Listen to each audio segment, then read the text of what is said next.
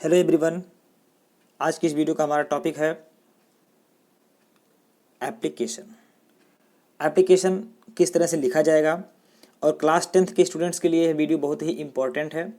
हालांकि इस वीडियो में हम लोग केवल एक ही एप्लीकेशन को लिखेंगे, देखेंगे उसको कैसे लिखना है आपको, ठीक है ना।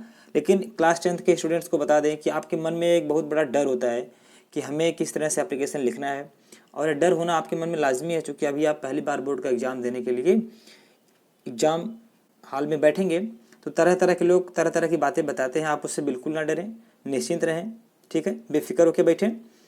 अब बस आपने अब तैयारी करिए। तो देखिए, पहले जो था ना, पहले ट्रेडिशनल चलता था। ट्रेडिशनल का मतलब क्या, जब जो पहले बहुत दिनों से चला आ रहा है, तो अब कुछ चेंजिंग हुई है उसमें।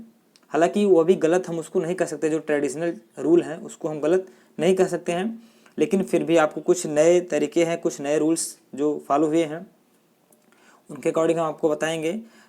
हम इसलिए आपको यह तरीका बता रहे हैं क्योंकि और भी लोग लिखेंगे, तो जो भी लोग परीक्षा में लिखेंगे, ठीक है ना, आप उनसे कुछ अलग करें और कुछ बेहतर करें। अलग करने का मतलब गलत ना कर दें, अलग करने का मतलब बेहतर करें, इसलिए हम आपको बता रहे हैं। तो इसमें क्या क्या चेंजिंग है, ज़्यादा कुछ नहीं, थोड़ा सा ही चेंज है, और वो बस केवल एग्जामिनर को इम्प्रेस करने के लिए है गाइस, ध्यान से देखिएगा। चलिए देखिए, ये एप्लीकेशन है सब चेंज ऑफ सब्जेक्ट।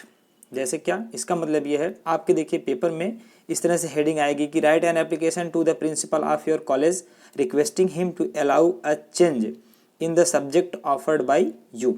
इसका मतलब यह है कि आप अपने स्कूल के, अपने कॉलेज के प्रिंसिपल को एक एप्लीकेशन लिखें। उस एप्लीकेशन में क्या लिखा हो, एप्लीकेशन किसके लिए हो तो प्रिंसिपल के लिए, लेकिन उसका सब्जेक्ट क्या हो, उसका सब्जेक्ट हो कि आपका सब्जेक्ट जो हो वो चेंज करना है। ओके, समझ गए ना। फिर से देख लीजिए, एप्लीकेशन लिखना है चेंज सब्जेक्ट के ऊपर। आपकी विषय बदल गई है, आपकी विषय जो है चेंज करवानी है, ठीक है ना।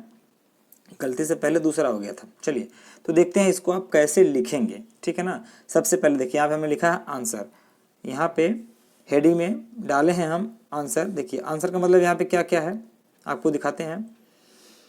यहाँ पे आपको भी लिखना होगा इसी तरह से कि आंसर लिखेंगे आप, क्वेश्चन नंबर डालेंगे, वहाँ आंसर नंबर डालेंगे, फिर लिखेंगे टू द प्रिंसिपल, फिर वहाँ पे अपने कॉलेज का नाम लिखेंगे, जय गर्ल्स, यहाँ पे लिख क्या लिखा है, Jai girls higher secondary school Deoria. जो भी आपके स्कूल का नाम होगा, अपने स्कूल का आप नाम वहाँ पर लिखेंगे, ठीक है ना। फिर यहाँ पे नीचे आएंगे आप, नीचे जैसा कि लिखा है मैडम या सर, जो भी लिखना रहेगा आपको, मैडम या सर जो भी इंडिकेशन होगा आपके प्रिंसिपल का, वहाँ पे आप उसको लिखेंगे, सर या मैडम। चलिए आगे बढ़ते हैं। तो आगे आपको लिखना क्या है, बहुत शार्ट है, छोटा सा है आपको समझने के लिए, और आप इसी तरह से लिखेंगे। आपको बहुत लोग बताते होंगे कि थोड़ा बड़ा लिखो, बहुत छोटा लिखो, ऐसा कुछ नहीं है। आपको अपनी पूरी बात कहने से मतलब है। आपकी पूरी बात इतने में ही क्या हो गई, पूरी हो गई तो ख़त्म, आपको नंबर पूरा मिलेगा, आप इससे निश्चिंत रहें, श्योर रहें। चलिए एप्लीकेशन को देखिए, एप्लीकेशन में क्या क्या है। तो एप्लीकेशन को शुरू करते हैं यहाँ से। देखिए, I am sorry to say that, मुझे यह बताते हुए खेद है, I offered geography as an optional subject in July. देखिए स्टूडेंट, आप यहाँ पे क्या क्या लिखना है, I am sorry to say that I offered geography या geography as an optional subject in July. Request कर रहा है कि मुझे ये खेद है कि मैं जुलाई के मंथ में जब मेरा ऑप्शनल सब्जेक्ट भरा जा रहा था, ठीक है ना, जब परीक्षा फॉर्म भरवा रहा था, तब मैं वहाँ पर क्या भरा था, जोग्राफी, जियोग्राफी, भूगोल भर दिया था, ठीक है ना। बट नाउ, लेकिन अब, आई फील, मुझे महसूस हो रहा है, मैंने महसूस किया है, I have no taste for this subject, कि मैं इस सब्जेक्ट के लिए ठीक नहीं हूँ, मतलब यह सब्जेक्ट मेरे लिए ठीक नहीं है। तो I request you to allow me to, मैं आपसे यही विनम्र निवेदन करता हूँ, या मेरा आपसे यही विनम्र निवेदन है कि करें allow me to offer drawing in place of geography. मतलब क्या, मेरी आपसे यही प्रार्थना है कि मुझे चित्रकला प्रदान करें भूगोल विषय के स्थान पर। बस दोस्तों, आपको इतना ही लिखना है अगर आपका आएगा चेंज ऑफ सब्जेक्ट के ऊपर तो। और आगे आपको कुछ करना नहीं। देखिए ट्रेडिशनल में पहले क्या होता था, पहले होता था कुछ इस तरह से। देखिए आपको बताते हैं, पहले होता था क्या, पहले वाले में यहाँ पे इस साइड, ठीक है ना, इस साइड आप यहाँ पर लिखते थे डेट। ओके, यहाँ पर आप डेट जो भी मान लीजिए आज 22 तारीख है, तो जो भी डेट थे आप यहाँ डेट लिखते थे, और फिर यहाँ पे थैंकिंग यू करते थे, लेकिन अब ऐसा कुछ आपको करने की ज़रूरत नहीं है।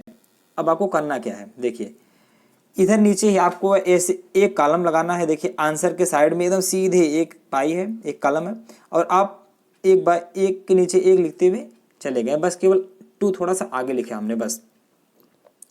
तो यहाँ पे करना क्या है आपको, यहाँ पे करने का मतलब ये है कि देखिए यहाँ तक तो आप लिखेंगे कि थैंकिंग यू हो गया। उसके बाद ओबीडियंटली, ठीक है ना, ओबीडियंटली पहले, ओबीडियंटली के पहले लोग लिखते हैं योर ओबीडियंटली, वो भी ठीक है। अगर इस तरह से आप लिखते हैं कि ओबीडियंटली योर्स, तो आप ध्यान देंगे वहाँ पे योर में यस जुड़ा है, योर्स है, वो ध्यान देने की बात है। ये ओबीडियंटली योर्स, ये भी सही है, नहीं तो फिर योर ओबीडियंटली। चलिए अपना नाम नीचे लिखना आपको, क्लास 10th हो गया। डेट, यहाँ पे डेट की बात है, डेट आप यहाँ लिखें चाहे इस साइड लिखें, उससे कोई भी फर्क पड़ने वाला नहीं है। तो यही था आज का एप्लीकेशन बताने का तरीका आपको। आई होप आपको पसंद आया होगा, और अगर पसंद आया तो वीडियो को लाइक भी करें। और अभी इतना ही नहीं आपको मिलेगा, और भी जैसे ये तो हो गया आपका चेंज ऑफ सब्जेक्ट हो गया, और भी जैसे प्ले के लिए आता है ना, प्ले के लिए आता है, और सिकनेस पे तो सबको लगभग याद रहता है। और जो भी इंपॉर्टेंट रहेंगे आपके लिए लगभग 3 या 4 वीडियो आपको देंगे, इस तरह से प्रोवाइड करवाएंगे। तो आई होप कि उसमें से आपको पेपर में मिल जाएगा लिखने के लिए, ठीक है ना। तो मिलते हैं नेक्स्ट वीडियो में, आज की वीडियो में इतना ही।